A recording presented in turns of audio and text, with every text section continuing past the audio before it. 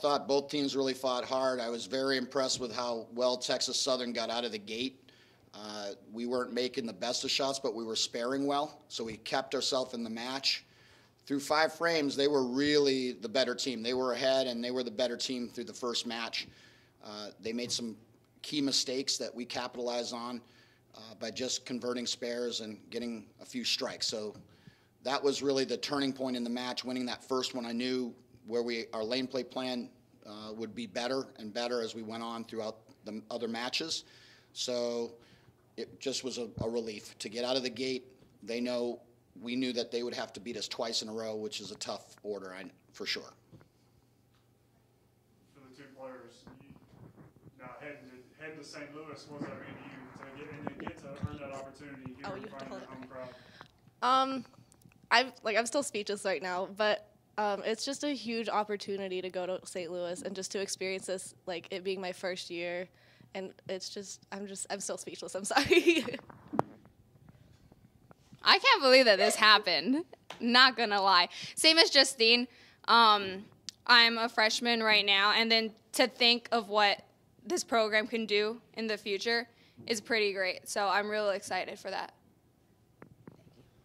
Talk a little bit about the level of intensity. Let's go from the regular season. We talked earlier with a few players about your first big win in the tournament, finishing off the Vanderbilt Conference Championship, then ultimately playing at home in front of your home crowd. And that level of intensity. Talk to us a little bit about that. Start with you. Well, I think you could see the nerves in both the East Coast Conference Championship final day, also today, which is part of our development process. I'm flanked here by 2 freshmen who have been here for just the first season, and every time we have these moments and opportunities for development, it's outstanding because they have to make a shot when it matters most. We talk about March and April all the time. So every shot we get, every opportunity, from the St. Francis PA match in Smyrna to the Vanderbilt win to the East Coast Conference Championship matches to today. It's just part of our evolutionary process, and as a coach, it's fantastic to watch every person get better and better and stronger and stronger. These are very strong women. It was really intense for me. Like you talked about the first win at the Red Flash. It was really special to me because my parents and like a bunch of my family got to come. So it was really nice that they got to experience that. And then the huge finish at Smyrna at the Vanderbilt tournament, that was huge because we did what we knew we could do. And then conference, that was just a dream. Like just to be able to compete here today and just to be in front of the home crowd, it was great.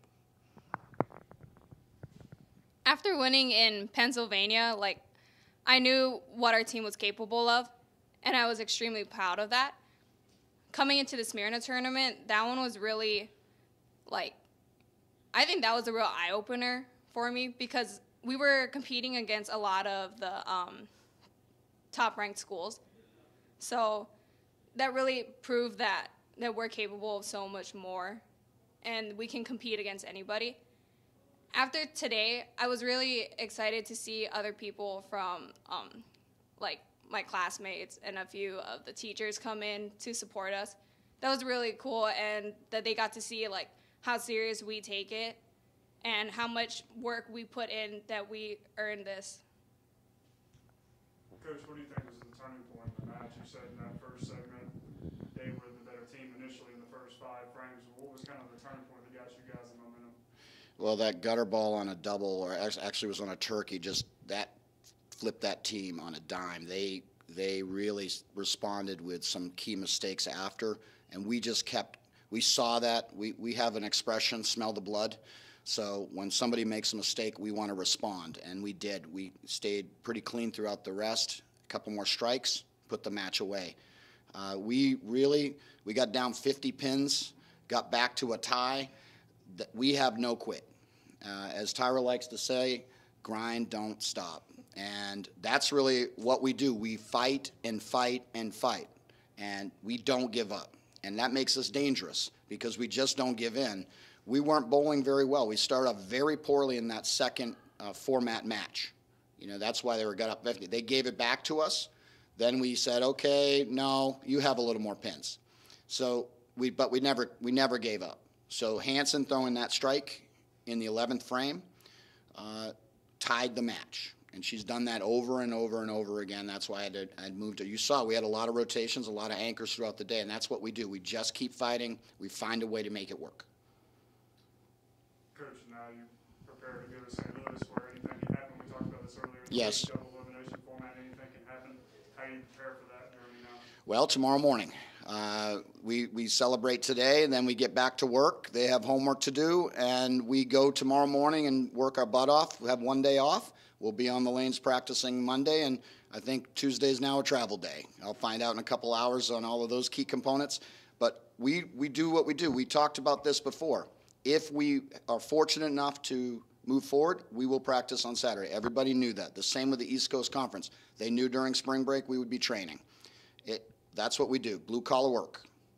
And anything can happen. We've beaten the number 2 team, the number 3 team, the number 4 team twice. We will not just show up to show up. We are there to fight and to represent LMU in a world-class standard.